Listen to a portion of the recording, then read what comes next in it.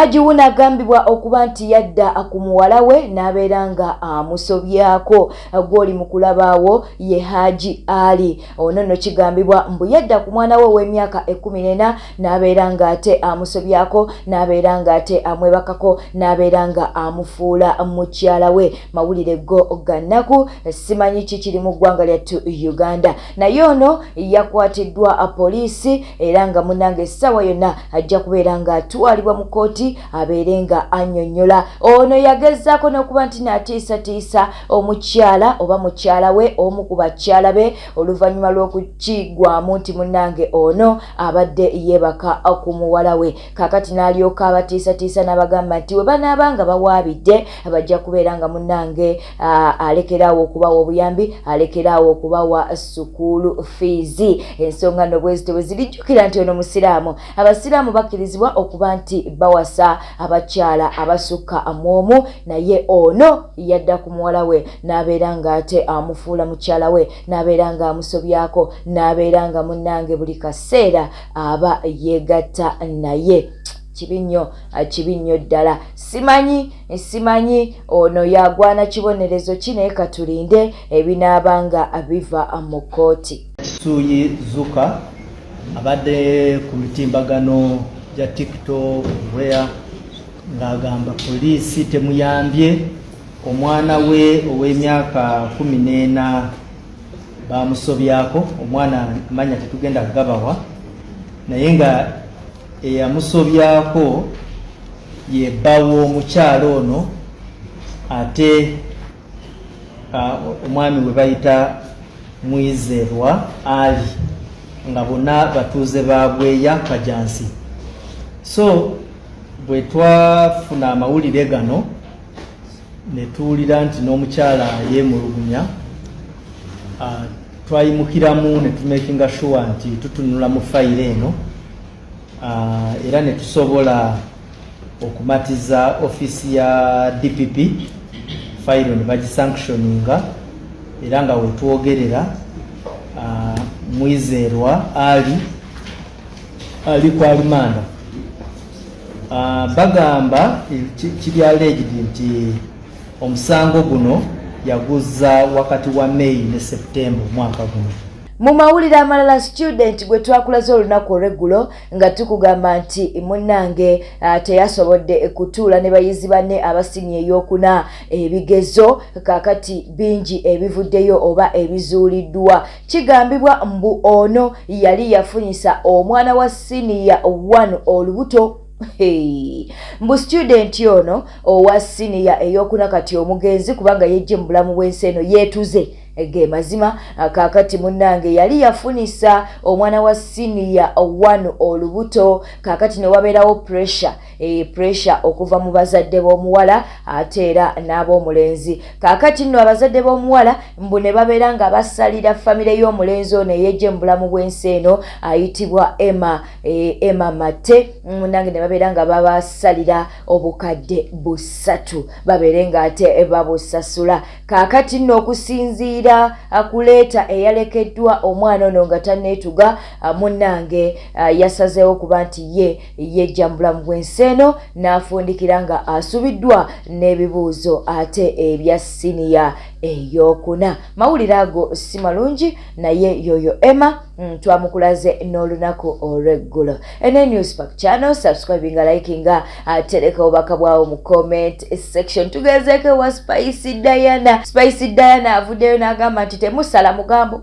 mulekerawo okusala omugambo, nze siri lubuto, nyirira bunyirizi. Bwate bwavuddeyo n'agamba munnange tubadde tutandise bitambuza nga damukasa munnange yeyagatuwadde, nalyoka agamba nti Spicy Diana ali lubuto. Kaakati nno Spicy Diana avuddeyo n'abeera nga ate yeerwanako. Katubeere nga tumukuwa bannange bamikwano, kuno kunyirira temusala omugambo nti ate munna omwana ali lubuto. Nedda, nyirira bunyirizi kaglo kakunyirira kako temusalako omugambo.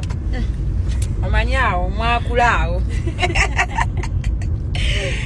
enda mutanyirireko buli alanyirira mbu ali lubuto.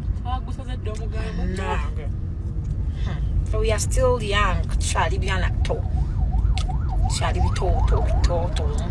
Ate mulowooza Frank Gashumba teyeeganye Pastor Aloysius Bujingo bano no ba mikwano naye Frank Gashumba avuddeyo n'alyoka agamba nti ye tasobola kwegatta ku ddiini ya bulokole mbu abalokole bafere mbu abalokole balimba agambye nti we mumulabanga yeegasse ku bulokole mumanye nti nno tategeera katubeere nga tumukuwa ensonga zino abeere nga azeeyogerera agambye tasobola kwegatta ku bulokole era yeewuunya abantu abeegatta ku ddiini y'obulokole oba abafuuka abalokole nti baba tebategeera bulungi. Gashumba nemba n'omukazi mbu yalokoka ngolokoka ki? Toyagala mukazi mulokole. Ngalokoka ki? Bibiki byayina. Omuwala w'emyaka 3 olokoka ki? Oyina bibiki. Wano tumimanya abantu emyaka 7 8 9 10 abayina ebibi ebijuza sino tracker Uganda zonna zeyina. Neti balokokanga. Ngolokoka ki? Gashumba nyizo kulokoka? Tosobola kulokoka. Sisobola irabe munda bangando ko simutwale butabika. Ngandokoka ki? So mukyalo tasobola kulokoka. Tasobola kulokoka. Mu mawulire amalala munnange. Ati kulusumu akana kaveeku kajja kwononera amaka. Kasirusiru kajja kwononera amaka. Kajja wano nze muwulu atayina bigambo. Kajja nkalabirire nkaweerere. Rasa nedda. Kali kana kajali ka baby. Anti kajja nkaweerere. Kenkana ne bawala bange kajje. Rasa. Kajje. Mukaka manye byekikulu kajja byogera gye kabimanyira. Tekabimanyira. Losi nene nnyo. Yali losi. Nabawa milioni 15. Nabatanzi wa mulekeri. Oyobwa. Yagenda ne botiki, yagenda ne motoka, ne mota. Nabatanzi. Ne botiki eyo. Ngo jigira nnyo kiki? Gomoze. Botiki. Botiki raka ya kulumanya Lwasa. Botiki kusende Lwasa zolina. Botiki kandi badde kagundi katono nnyo. Botiki atenge kuluma. Chicha singo kuluma. Kuva mu mbeera yange kitandika okumukimanyira manyira. Ate kyakumanyira ki? Kinabatanzi. Kyakumanyira. Nga kigamba ki? Naye kiki kyakusigala mu storage ng'olookeera nnyo. Tekyasigala mu nzinzi yali omuntu ng'obudde mu bulamu bwange tanjogera kambe. Naye Nabatanzi yasirika Lwasa kiriza obagaana. Yasirika becce ne weekula obusolosolo nga Nabatanzi takudda mullo mu bakazi be wali oyingidde.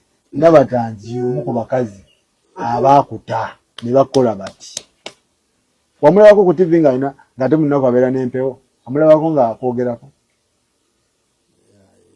Ate yakubba kyawo. Etayimu gye wali naye mweyagala. Olina kyobanja?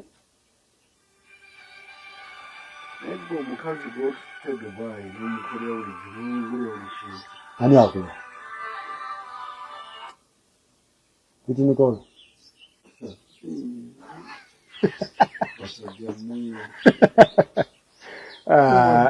Rasa.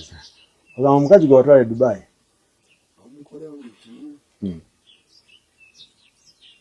Mugenda kwekyawa kolera kirungi.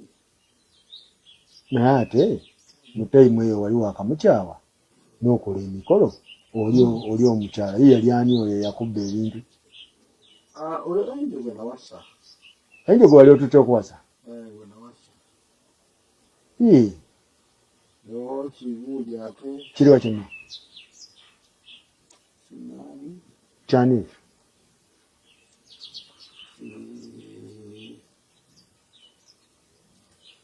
Kyazala bayimbi kino. Ekyali kya John Black. Kitegeeza John Black musanjiwo.